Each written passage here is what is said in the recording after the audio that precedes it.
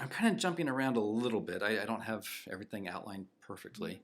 But when I was here in June, you had told me like the 2020 futures had sold out, in March. Mhm. And okay, so if you look at like the end of 2020 to March, right, like 6 months, and you're like, all my wine is sold out. Mhm.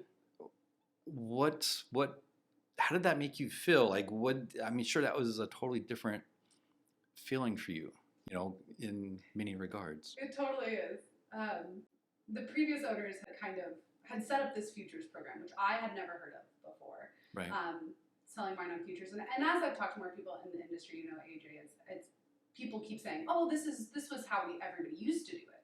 This is not that bizarre. It's just not really how people do it now. Right.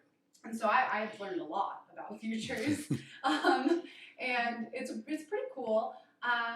It's a cool way to start a wine business, I think, Right. because overhead is really tough for people that are starting out a wine business. And so for that reason, I understand why a lot of people utilized it in the beginning. It's weird when you sell out. Right. The previous owner's like, oh, you're gonna sell out before the summer.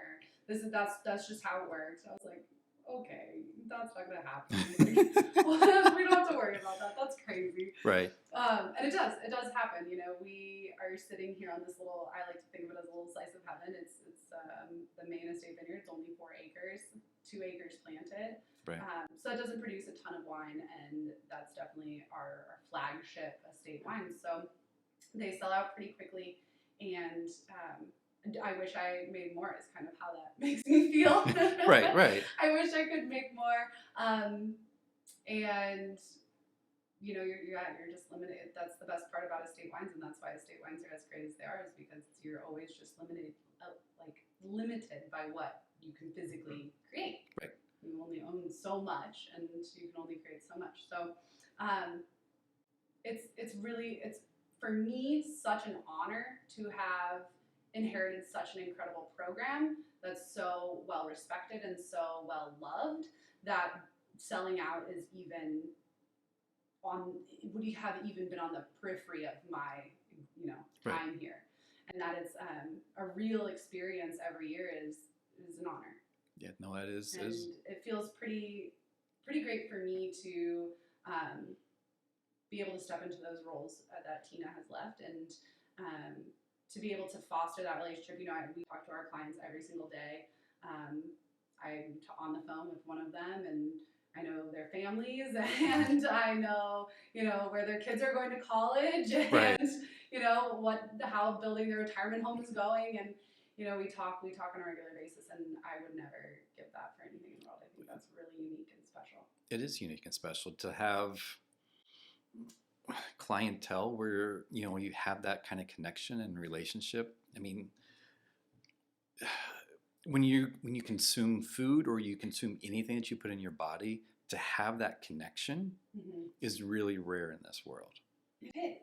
Yes. And isn't that such a cool thing about wine, right? It connects you to so many things. It's not just connecting you to a sense of place or terroir, but it's connecting you to each other. So Right. here we are having a great conversation, talking about wine and our stories, but it's all centered around a glass of wine. And I find the same with our clients. We were in Bend last weekend getting our last ski trip in, and got to meet up with some of our clients that are there, and Right.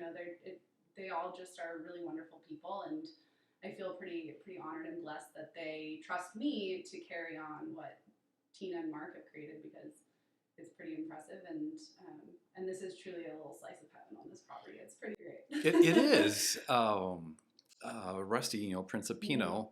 If in reading about like his first visit here, seeing the barrels, and then coming up, when you come up the long driveway, I mean, you are almost like taken away, Mm-hmm. and you're in like a little slice of France. I mean, Mm-hmm. it is such a unique little experience back here. It is. It is really. It's so beautiful and fun, and I always would tell people, and it's true, that when we first moved here, I would just take my coffee out in the morning, or a glass of wine in the evening, and walk Right. around and just like pinch myself, because I could never imagine that I got I'm here and that I have Right. ended up on such an incredible space and get to work here every day. And I still feel that way. It's been like a year and a half and I still do that regularly. Well, yeah, I would do the same thing. Yeah. Yeah, And I so would. it's pretty awesome. Yeah, no, that is great.